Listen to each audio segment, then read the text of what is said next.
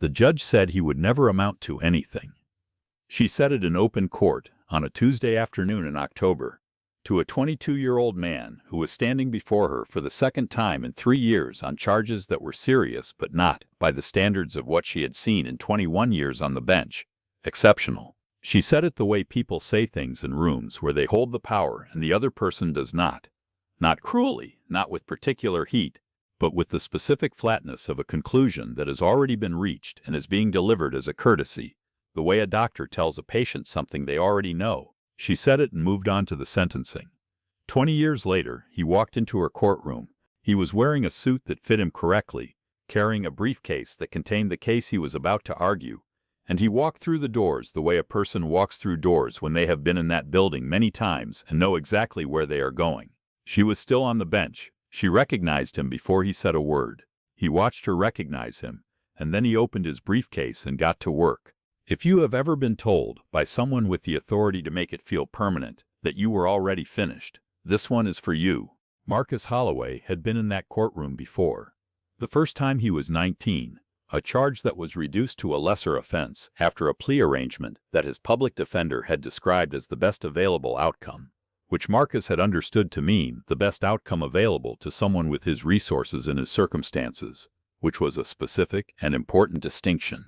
The second time he was 22, and the charge was more serious, and the outcome was more serious, and the judge, the Honorable Patricia Wren, 21 years on the bench, reputation for efficiency, and a particular variety of no-nonsense that her colleagues described with admiration, and defendants described with other words, had looked at him over her glasses and said what she said. He had heard it. He had stored it in a location where he kept things that were accurate about what had happened and needed to be separated from what was going to happen, which was a location he had developed out of necessity at approximately age 11 and had been using ever since. He served his sentence.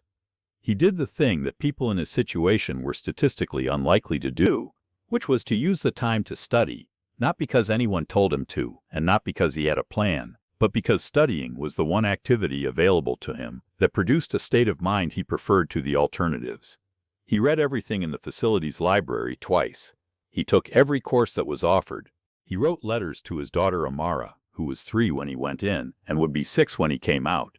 Letters that he knew she couldn't read yet, but that her grandmother read to her, or so her grandmother told him, and that he wrote anyway because writing them was the closest thing to being present that was available to him, and he intended to use everything available to him. He thought about Judge Wren's words sometimes. In the evenings when the facility was quiet and there was nothing to do but think, he thought about them the way you think about something that has been said with authority by someone who had the means to enforce the conclusion, carefully, without the comfort of dismissing them entirely, but also without allowing them the status of fact. They were a prediction. Predictions could be wrong. He intended to be the evidence that this one was. He came out at 25 with a GED he had earned inside, and an acceptance letter to a community college program that one of the facility's educational coordinators had helped him apply for. A woman named Mrs. Ellerby, who had been running educational programming in the facility for 9 years, and who had a gift for identifying the difference between people who were going through the motions and people who were actually working, and who had identified Marcus as the latter within 2 weeks of his enrollment in her program. She had written him a letter of recommendation that he kept in a folder with the other documents that mattered. He read it occasionally when he needed to remember that someone who had evaluated him with clear eyes and no particular reason to be generous had concluded something different from what Judge Wren had concluded, which was not that he was certain to succeed, but that he was working in a way that was worth supporting. He found this useful. Amara was 6 when he came out. She was living with his mother in the apartment where Marcus had grown up, and she was, by his mother's account, and by his own observation on the day he walked through the door, and she ran to him from the kitchen with the complete physical commitment of a 6-year-old who has been waiting. Everything he had thought about, every day he had been away. She was exactly herself, which was the thing he had been most afraid would not survive the time, that she would be a stranger, that the years would have made her into someone he would have to learn rather than recognize. She was not a stranger. She was Amara, who had strong opinions about breakfast foods, and had recently decided that horses were the most important animals, and who had been saving pictures of horses in a shoebox under her bed, which she showed him the first evening, with the seriousness of a person presenting evidence. He sat on the floor of his mother's apartment and looked at the pictures of horses and felt something that he did not have a clean word for, which was the specific variety of being fully present in a moment after a long time of being present only in the ways that were available from a distance. He started at the community college the following September. He was 25 in a classroom where most of the other students were 18 or 19, which he had expected to feel more different than it did. What he had not expected was that the gap in years would translate into a gap in urgency, that he would find himself more focused than most of the people around him in a way that was not about intelligence but about understanding with complete clarity what this was for and what it cost and what it would produce. He did not share his history with his classmates. It was not relevant to the coursework. He did well. He transferred after 2 years to a 4-year university on a scholarship that he had applied for and received based on his grades and on an essay that his advisor at the community college, a man named Dr. Weatherspoon, who had the particular teaching gift of making a person feel that their best thinking was worth taking seriously, had helped him revise for 3 weeks until it said exactly what it needed to say. He studied political science and pre-law. He was 30 when he graduated. He went to law school on another scholarship, a harder one to get, at a school that was not the most prestigious available to him, but was the one that had offered him the most financial support, and that he had chosen because he had calculated carefully what he could and could not afford to carry into the years after, and had made the decision accordingly. He was the oldest person in most of his classes by 5 years. He graduated and passed the bar on his first attempt, which was the result not of exceptional natural aptitude. He was good, not exceptional, but of the particular quality of preparation that comes from someone who understands exactly what they cannot afford to fail at. He went into public defense. This surprised people who knew his history, and he understood why it surprised them. Because the most available narrative was that someone who had been through what he had been through would want to be as far from the criminal justice system as possible, or alternatively would want to be in it, but on the side that had the power. Neither of these was quite right. What he wanted was to be useful in the specific place where he understood the deficit most clearly, which was the place where the people who were standing where he had stood met the institution that would decide what happened to them. He understood that space from the inside. He understood what it felt like to stand in it with insufficient representation and to have the outcome shaped by that insufficiency. He thought that understanding was worth something, and he intended to use it. Amara was 17 when he started working as a public defender. She had grown into a person who was exact in her thinking and direct in her communication, and who had, over the years, developed a specific kind of respect for her father that was not the unconditional variety that children sometimes carry about parents, but the conditional variety that develops when a person watches another person actually do what they said they were going to do over an extended period of time, and concludes, on the basis of evidence, that the person is what they appear to be. She knew his history. He had told her when she was 12, in the particular way he told her things that were significant, plainly, completely, and with the expectation that she would process it and ask questions if she had them. She had processed it and asked several questions, all of them practical and relevant. She had filed the information in the appropriate location and gone back to her homework. She was not naive about what it meant or what it had cost. She simply did not allow it to be the primary thing, which was the response he had hoped for without being certain it would come. He had been working as a public defender for 4 years when the case came in.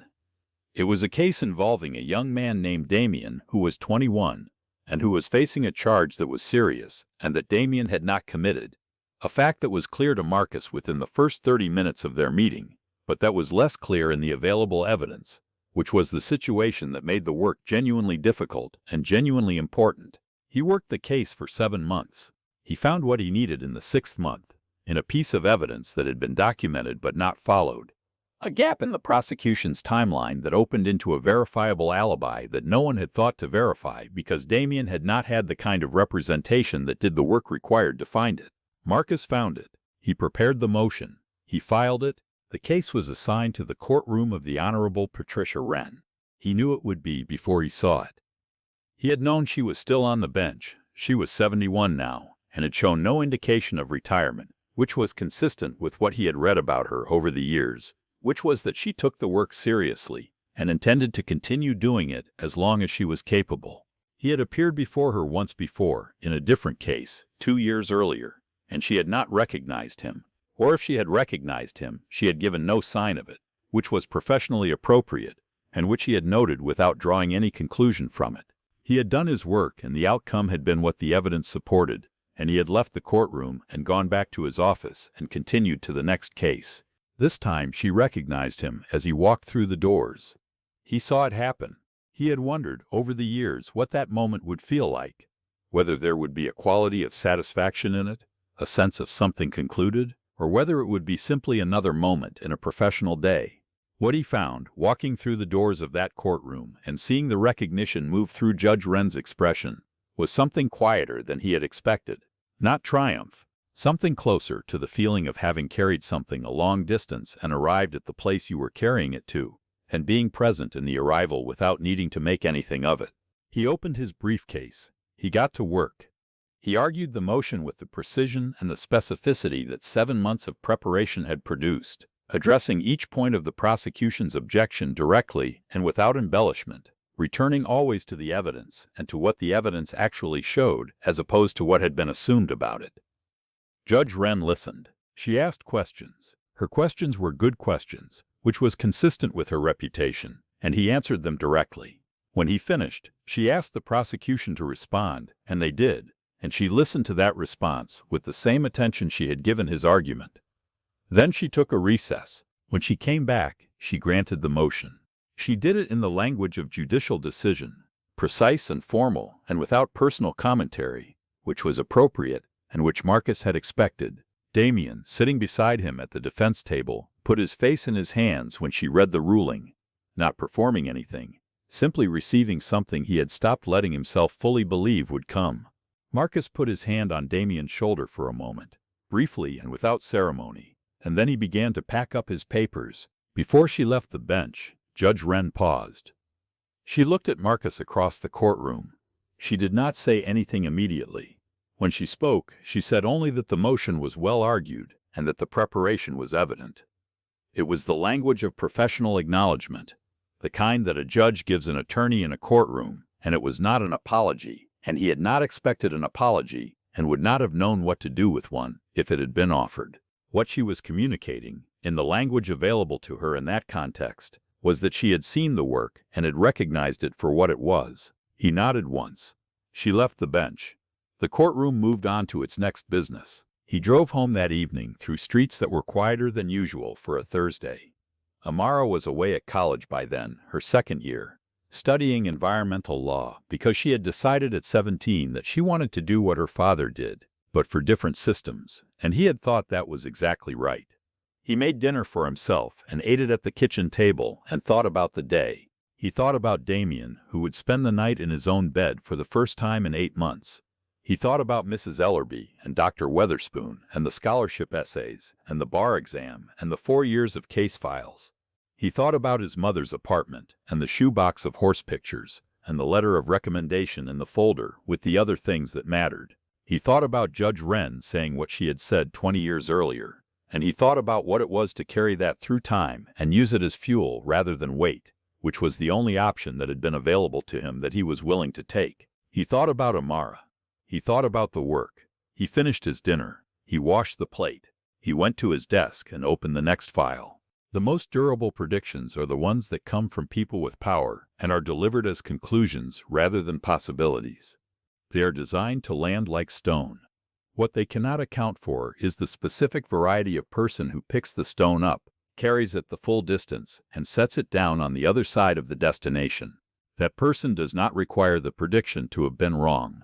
They only require it to have been insufficient, which is a different thing entirely, and which, over time and with the right quality of work, turns out to be the case more often than the people making the predictions have generally planned for.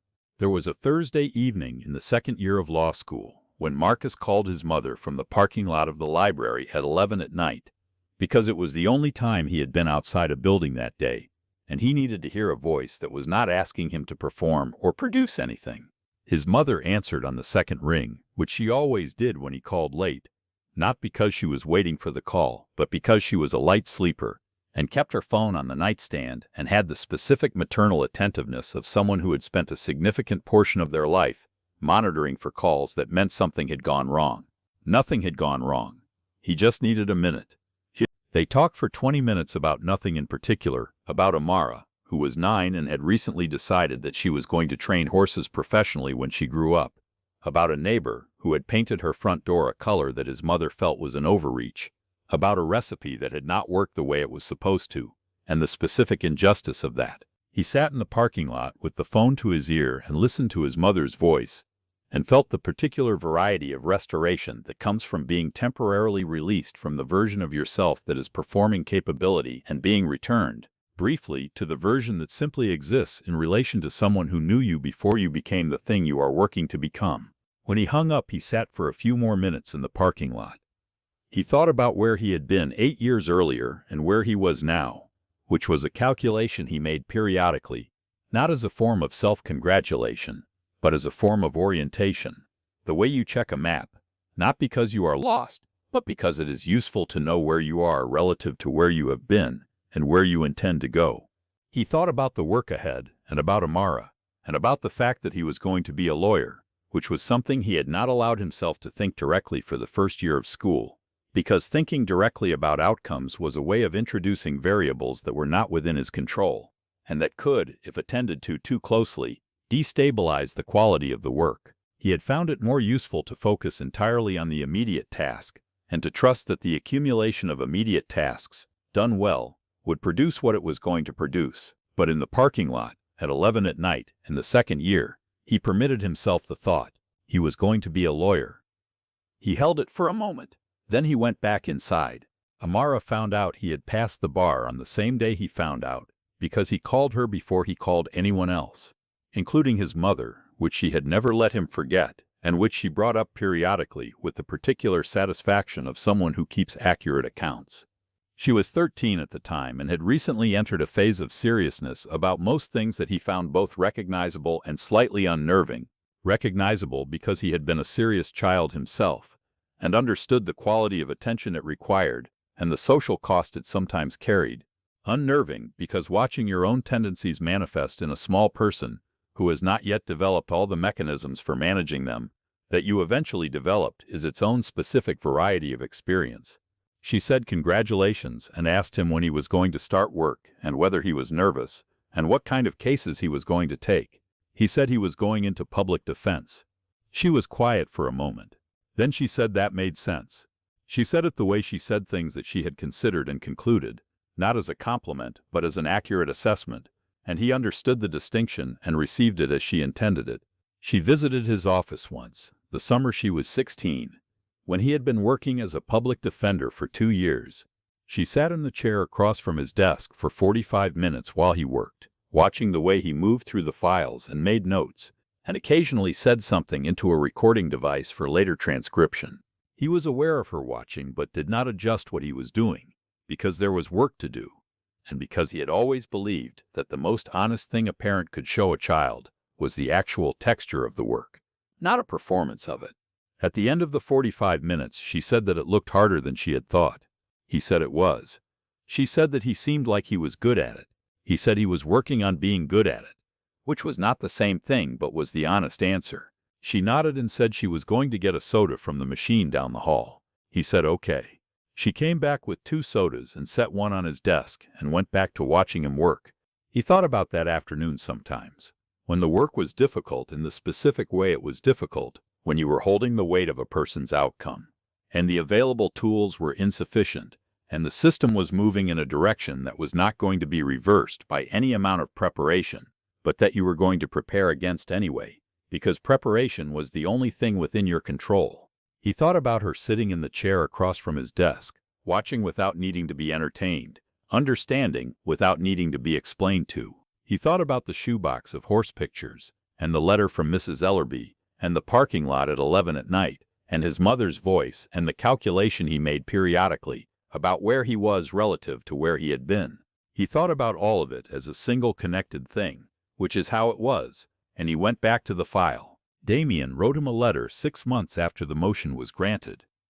It was 2 pages long, and it said things that letters written from that position always said, which were the true things that people say when they have been close to a bad outcome and have been pulled back from it, and a writing from the other side of that experience. Marcus read it once and put it in the folder with the other things that mattered. The folder was thick by now. He added to it occasionally and did not open it often. When he did open it, he read through it, not with sentiment, but with the particular attention of someone reviewing a record. This is what happened. This is what was true. This is the distance between where I was and where I am. This is the evidence that the prediction was insufficient. He found this useful. He found it clarifying. He found that clarity was the thing that made the next morning possible, which was the only thing the next morning required of him, and which was always sufficient.